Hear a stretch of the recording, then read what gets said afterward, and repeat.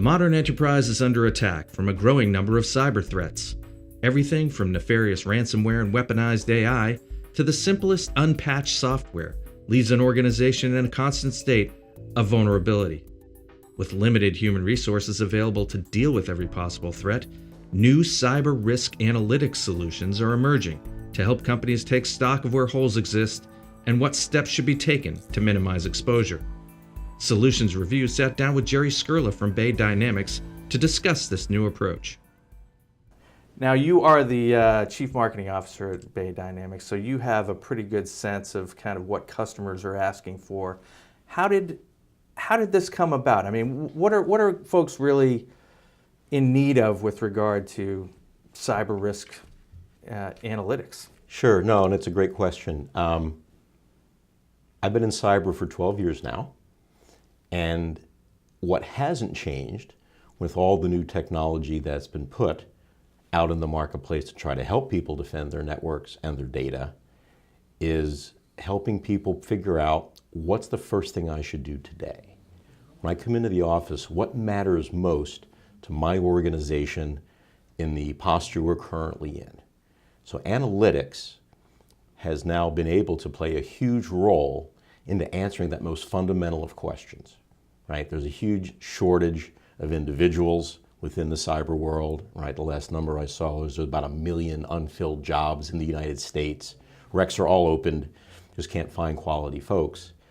So deciding what you're going to do with the scarce people you have really is a fundamental day-to-day challenge of any organization out there, whether you have a 500-person cybersecurity team or just one.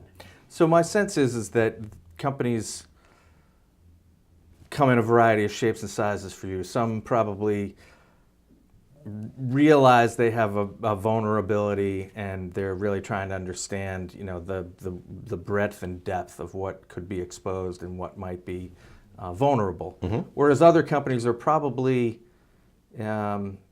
whistling past the graveyard, so to speak, thinking, you know, we think we have it covered, but we should probably just double check. Mm-hmm. and really have a full-blown analysis, look at the whole problem. Right. Quite honestly, everybody is in the last category.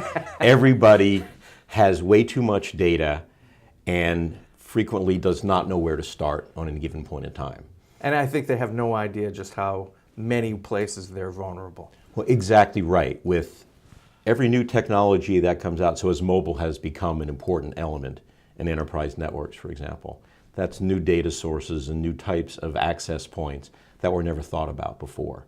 So there's a relentless increase in the types of security data that are coming in to a security analyst or security team to be considered or to be looked at, right? So what we start with as a baseline is called user and entity behavioral analytics. And it's the old time-honored saw, if you will, of if you're managing people, right? Doesn't matter what people say, their behavior shows whether they're working hard, whether they're kind of working, or whether they're not in the office that day. So what the baseline of UEBA does is act like what I call a brilliant apprentice. It comes in knowing nothing about your environment, but through a lot of sophisticated math and algorithms and machine learning, give you an idea of what does normal behavior look like for an individual, for an entire department, you know, for an entire enterprise organization of, 10,000 to 100,000 people. So once you understand what's normal, you can then start to identify what's abnormal. And things can be abnormal in two ways. It can be abnormal, but okay. Right? Think back to initially when firewalls were first put in. Yep. There are all sorts of rules created. Yep. Well, the rule makers do their best, and half the time enterprises have legitimate behaviors that either a rule can't catch or they didn't get around to writing a rule. So you'll get the dreaded false positive. Something alarms, something alerts, and it's actually not a threat. It's not really an issue. We have one client who has 10,000 DLP incidents every day. This is one of the top 5 banks in the country. Right. Okay. They have an 8-person team dedicated to that system. And on a typical day, they can get through 5,000 to 6,000 of them. So they're already behind on day 2, then day 3, day 4. So you can just imagine. Just compounds. And these are sharp, intelligent people who want to get beyond this, be able to proactively hunt for threats and such. What analytics like we provide does is allow them to validate that 8,000 of those daily alerts are abnormal but okay, meaning a department broke a rule, but it's an actual okay business policy, so therefore they should either fix the rule and make it easier, or have the analytics tell the DLP tool, in this case, ignore. It's not an alarm, don't worry about it. Right? So an overworked team of 8 people who was trying to get through 10,000 incidents a day now worries about 2,000. Well, they can do that. They can get through those 2,000. So guess what? They now have 3 hours from 2 to 5 where they're not trying to catch up. They don't have time to be proactive, to think about where an attacker may be focusing on, to pay attention to WannaCry or whatever the latest and greatest malware is that pops up somewhere, and proactively think about how might that be affecting my organization and what should I do. So what's the biggest surprise that an enterprise finds when they finally take a cold, hard look at the vulnerabilities and the threats facing an organization? What are some of the kind of real eye poppers? No, and that's a great question, because there are lots of them, right?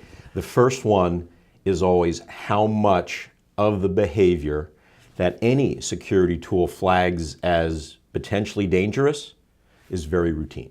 It's Homer Simpson getting a donut and clicking on his laptop, right? People are constantly stunned that 80 to 90% of all the alarms and alerts that are bombarding their team are abnormal but really okay. Right. And that alone is a huge relief to most folks, because there's no way they can staff if that many are really that dangerous. Right. Okay.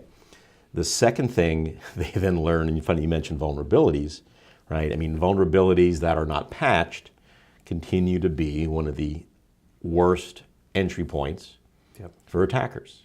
Okay. Right. What people are then happy to find out, though, is if there are attacks associated, if there's activity associated with the application, for example, that has vulnerabilities they're worried about or not. So let me give you an example. There's a big insurance company in Texas, and once a month they have a threat hunting weekend. And it's Texas, so they dress up in camo. They have barbecues and beer in the parking lot, and they proactively decide on 1 or 2 types of a hunting party. They're having hunting parties. And the first one is either we've heard about a certain kind of new threat, so we're going to look at across all of our systems. So security is involved, the desktop people are involved, network people are involved, application people are involved, and they basically look horizontally to see if the specific threat has made its way in or is in and potentially taking, lateral motion. The other thing they do is look at hardening a specific system, right? So I spoke with these guys in February. So the February hunting party was around a certain attack type. The next one was specifically about their engineering documentation system. Same camo, same good beer and barbecue, but they spent that entire weekend looking at every possible way in, out, around, and connected to the engineering documentation system. Because this organization has some incredibly sensitive information associated with that, and they wanted to really beat up on that and understand that. So that's an example of the kind of proactive things companies are able to do, right, once they free up people, because only 10% of the things they worry about now are malicious, and the analytics helps them confirm that and be confident that that's the case. So want to get a sense for how a company comes to this sort of an implementation. So first off, who's driving it within an organization? I mean, who's knocking on your door and saying, look, you guys got to get in here? Yep. No, it's a great question. And actually, we get inquiries from 3 different levels of people. Okay. We'll get a practitioner who will come in and say, look, 3 of us haven't had a weekend off in 2 years. Right. There's got to be some help for this somewhere. Okay. We'll get the opposite level. We'll get a CISO who will come in and say, I know that our basic security strategy is wrong. We're reacting to all these tactical incident things. We're not able to look at a big risk picture across our organization and focus our efforts on where the riskiest activities are relative to our most important assets. And then, as always, you've got the managers in the middle, right? Someone running a SOC team, for example, who has 7 open recs, can barely hire anybody, and is afraid 1 or 2 of his or her best people are going to leave because they're burnt. So we really do see 3 different triggering events that if people reach out and start to engage with us. And then when they engage, what are the dance steps in terms of, phase 1, phase 2? Is there kind of a full blown, inventory and kind of, analysis of the landscape, and then more of a vulnerability assessment of that? Is that how the yeah? No, it's a great question, and it's funny. UEBA is a fast maturing technology, and what happened earlier in its life cycle was people would say, all right, well, this is a brilliant analytical thing. Let's just drop it in and see what it finds. Okay, and so they would take it, throw it in, throw a bunch of data sources at it, and guess what? It never figured anything out because there was way too much and it was too confusing and too complicated. What we recommend, and has proven to be very effective, is at a CISO level or at a SOC manager level, what's driving you nuts this week? If we could take one problem off of your list that keeps you awake, what would that be? And then let's apply analytics to that, because that does really 2 things. Number one, that typically narrows down tremendously the number of data sources you're going to put into the analytics models, right? If you throw everything at it, it gets hard to figure out. Yep. If someone says, look, right, my earlier example, my biggest problem is my DLP team never gets any time. All right, fine. Let's start with one data source, the DLP information, and let's maximize the return for that immediate problem, okay? Then we can expand. We can say, all right, so now we've got DLP data, maybe we have some endpoint data, I've got some firewall data, I've got some proxy data, but we've already established one value for the customer with the base solution, but more importantly for the customer, they've seen value from us. They've spent time with us, the product has gone in, initially in a demo fashion.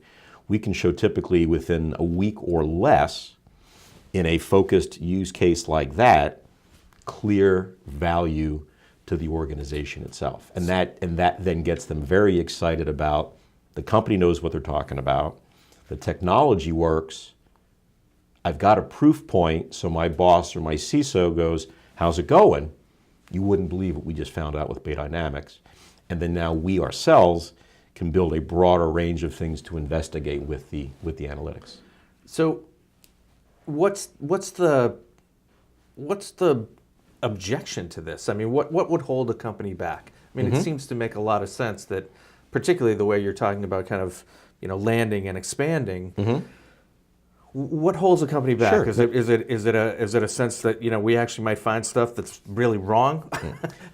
Well, don't laugh. I know that's a problem. No, I have in certain highly regulated industries, right, we just banking and healthcare and others. No, I've seriously had people look at the results and go, uh-oh, we're not bringing that in here. And in some cases, it's been because their legal teams have advised them that relative to certain regulatory compliance requirements, if they know... It's like having a dashboard cam. No, exactly right. Cuts both ways. Exactly right. Exactly right. Analytics means a lot of things to a lot of different people, right? So there's usually skepticism at the economic decision maker, whether this is going to help or not. Okay, the term artificial intelligence is used very broadly these days. So, analytics. Well, does your analytics have AI? Well, of course. Well, number one, that's not true. Number two, if you talk to a serious, trusted vendor, they'll help you understand the various levels of analytics. Right? There's machine learning.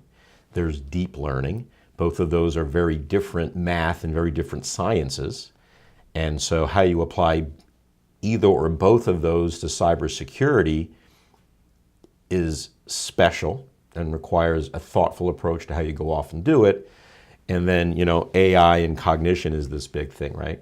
We have seen situations where practitioners have been concerned about losing their jobs which is the furthest thing from the truth, where someone said, look, there's three of us where we're taking care of it. It was a cosmetics company. It was a 3-person security team for a cosmetics company. They were swamped. They weren't getting to 80% of what they needed to do. But there was an emotional comment about, well, if we bring analytics in, they won't need me or they won't need you, which could not be further from the truth. So some of that's, classic science fiction. The robots will put us all out of jobs. So there's always some of that. The second part has to do with, if I bring it in, I'm going to have to spend some time trying it out. So I'm busy doing my day job, and I'm going to have to set up a test case and bring some information in, right? And that can prevent people from trying it. And the last one, and this is true of many organizations, is to get the data sources that the analytics team would like to be focused on the analytics platform are controlled by other, parallel stovepipes in the organization. So for example, if I want to push firewall data into the analytics platform, that may be managed by the network team, or it may be operated by a network security team, and you just get into corporate politics of having to physically decide, I know Tom hates me. Tom will never point his firewall logs over to my analytics. Right. Or you get issues with the desktop team, right? Because they've been running the endpoint protection. Cloud is a huge activity. Everybody's moving stuff, right? It's incredible. It's going to be a huge blended environment of stuff staying on-prem and other stuff being out in the cloud. Analytics is enormous there in the ability to understand what risks there may or may not be, and you can get some territorialism. This is just an amazing category that that I can see growing leaps and bounds as everything continues to expand. Certainly, the amount of data into the it's not getting any lower. Exactly. We would encourage you to go to Solutions Review to check out everything that we're writing about within cybersecurity sites that we have, and by all means, head over to baydynamics.com and check out their cyber risk analytics platform. It's truly something you should know all about. Jerry, thanks very much for coming. Thanks for having us.